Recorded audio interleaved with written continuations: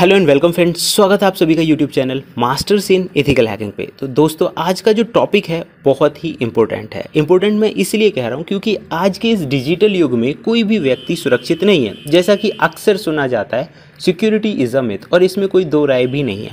तो आज हम जिस टॉपिक और कॉन्सेप्ट की बात करने वाले हैं उसे हम थ्योरेटिकली और प्रैक्टिकली दोनों तरह से समझेंगे। आज हम बात करेंगे सोशल इंजीनियरिंग की। बिल्कुल गाइस, सोशल इंजीनियरिंग क्या है, इससे क्या फ़ायदे हैं, क्या नुकसान है, कैसे हम इससे बच सकते हैं, ये सारे कॉन्सेप्ट पे आज हम डिस्कस करने वाले हैं। तो चलिए दोस्तों, शुरू करते हैं आज की इस इंटरेस्टिंग टॉपिक को। सबसे पहले मैं आप लोगों को बता दूं, कंप्लीट वीडियो एजुकेशनल पर्पज़ के लिए है, एथिकल वे में रिसर्च के लिए है और आप लोगों को अवेयर करने के लिए है। अगर आप इस तरह की चीज़ों का कुछ भी मिसयूज़ करते हैं या टेक्निक्स का इस्तेमाल करते हैं तो उसके लिए आप खुद रिस्पॉन्सिबल होंगे। तो गाइस, सबसे पहले जिस टर्म्स की मैं बात कर रहा था, सोशल इंजीनियरिंग, एक छोटा सा फोटो ही आपको बहुत सारी चीज़ें बता रहा है, जिसमें आप देख सकते हैं कि सोशल इंजीनियरिंग के अंदर किस किस चीज़ पे ध्यान दिया जाता है। सेकेंडली, अगर हम बात करें कि सोशल इंजीनियरिंग है क्या, तो गाइस मैं आप लोगों को बता देता हूँ, सोशल इंजीनियरिंग एक तरह से साइकोलॉजिकल मैनिपुलेशन है। साइकोलॉजिकल मैनिपुलेशन यहाँ पे इसलिए बोला गया क्योंकि जितने भी सोशल इंजीनियरिंग गैंग्स होते हैं, जितने भी सोशल इंजीनियरिंग्स करने वाले लोग होते हैं, इसके दो पहलू होते हैं। एक होता है नेगेटिव और एक होता है पॉजिटिव। पॉजिटिव वे में तो ये हुआ कि लोगों की जानकारी पता लगाना ताकि उनकी ज़रूरत की चीज़ें उन्हें दी जा सके, और नेगेटिव ये होता है कि आजकल जो हैकर लोग इस्तेमाल करते हैं, यानी कि वो लोगों की जानकारी सोशल मीडिया प्लेटफॉर्म और सोशल जितने भी प्लेटफॉर्म्स है वहाँ से इकट्ठा करके उस जानकारी का मिसयूज़ करते हैं। इसीलिए यहाँ पर बोला गया साइकोलॉजिकल मैनिपुलेशन।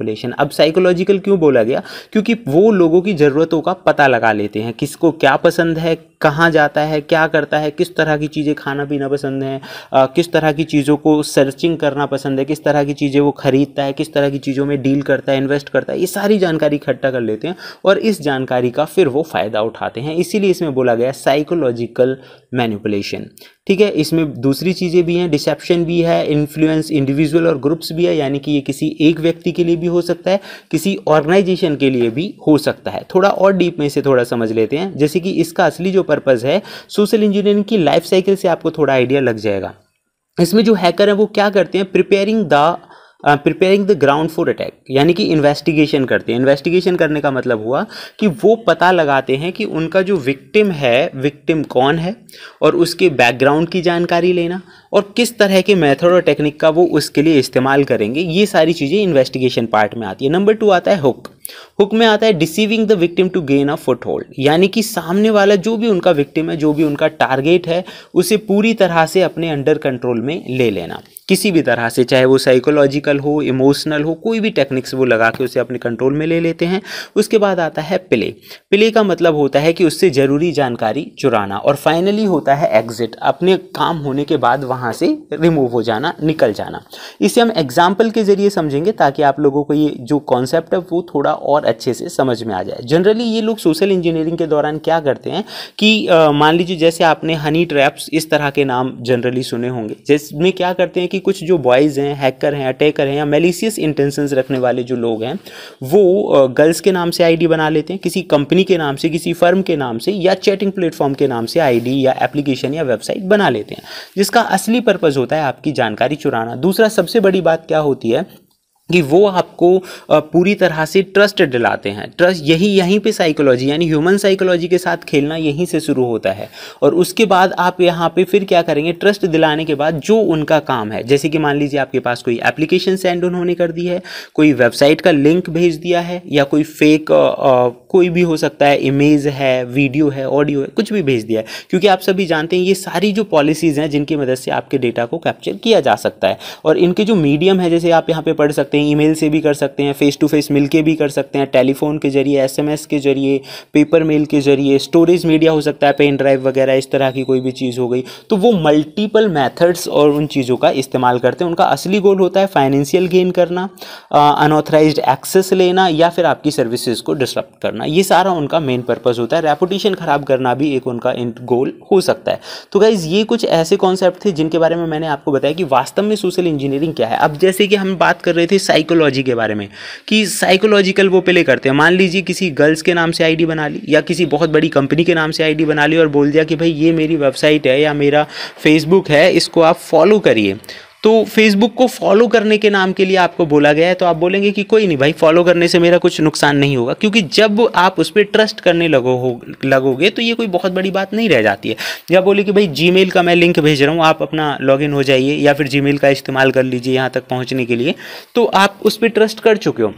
यहाँ मैं एक छोटा सा डेमो आप लोगों को दिखाता हूँ। जनरली आप यहाँ पे देखेंगे मैंने लोकल होस्ट पे यहाँ पे एक पेज बनाया हुआ है जो कि जनरली फेसबुक का ही पेज है।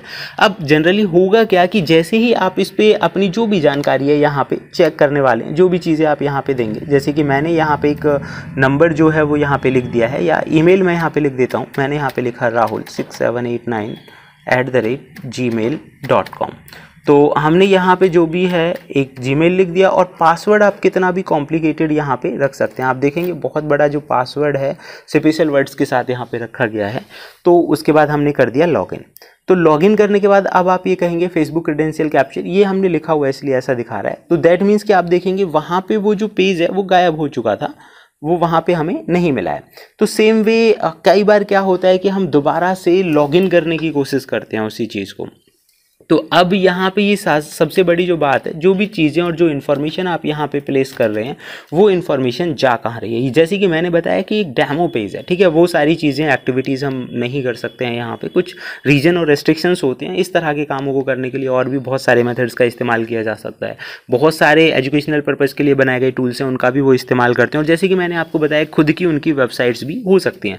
तो जैसे ही आप लॉगिन करते हैं आप यहाँ पर देखेंगे ये जो इन्फॉर्मेशन है, जिस भी व्यक्ति ने वो लिंक आपके पास भेजा है, लिंक से मेरा मतलब है अभी मैं आपको दिखाऊंगा। तो आप देखिए कैप्चर में क्या होगा, जो इन्फॉर्मेशन हमने दी थी वो इन्फॉर्मेशन आपको यहाँ पे मिल जाएगी। जैसे कि आप यहाँ पे देख सकते हैं फेसबुक है, जीमेल है, जो जो चीज़ें हमने यहाँ पे प्लेस की थी वो सारी चीज़ें हमें यहाँ पे क्लियर वे में दिखाई दे रही हैं। दैट मीन्स कि वो चीज़ें कैप्चर हो चुकी हैं। तो आप यहाँ पे देखेंगे पासवर्ड, सामने वाला कहेगा यार मेरा तो स्ट्रॉन्ग पासवर्ड था, मैंने बहुत सारी चीज़ें रखी, लेकिन कितना ही स्ट्रॉन्ग बना लो, इन मेथड्स की वजह से आपकी जो चीज़ें हैं वो हैकर्स तक पहुँच जाती हैं। अब सवाल आता है कि इसे आइडेंटिफाई कैसे करें और बचे कैसे। गाइस जिसमें सबसे बड़ी जो चीज़ थी वो था एक लिंक, जो कि आप देख सकते हैं। तो आपको सबसे पहले लिंक ही देखना है। ये कई बार गलत होता है, HTTPS नहीं होता है, HTTP होता है, ये सबसे इंपॉर्टेंट चीज़ है। दूसरा, ऐसा अगर आपके साथ होता है और भविष्य में किसी दूसरे व्यक्ति के साथ ना हो, तो ये जो लिंक है आप इस वेबसाइट यानी कि फिश टैंक नाम की वेबसाइट पर जाके उसे पेस्ट कर दें, ताकि चेक आप कर सके कि कहीं वो फिशिंग तो नहीं है। आप यहाँ से चेक भी कर सकते हैं, और बहुत सारे पुराने लोगों ने ऐड कर रखे हैं, वो भी आप यहाँ पे देख सकते हैं। दूसरा, मैं यहाँ आपको मीजरमेंट के लिए 8 पॉइंट्स बताता हूँ। हमेशा आप लेटेस्ट चीज़ों के बारे में अवेयर रहें, मल्टी फैक्टर ऑथेंटिकेशन लगा के रखें, लेटेस्ट सिक्योरिटी पैचेज का इस्तेमाल करें, किसी भी अननोन लिंक पे क्लिक ना करें, और अनट्रस्टेड लोगों पर भी आसानी से भरोसा ना करें। सोशल मीडिया और ऑनलाइन पर मिलने वाले सभी लोग जरूरी नहीं है कि ट्रस्टेड होते हैं, पूरी तरह चेकिंग करने के बाद ही आप उस पर ट्रस्ट करें। तो ये थी कुछ आज काम की बातें, उम्मीद करता हूँ आपको अच्छा लगा होगा। फ्यूचर में ऐसी वीडियोस देखने के लिए देखते रहिए YouTube channel masters in ethical hacking. Thank you friends, good bye.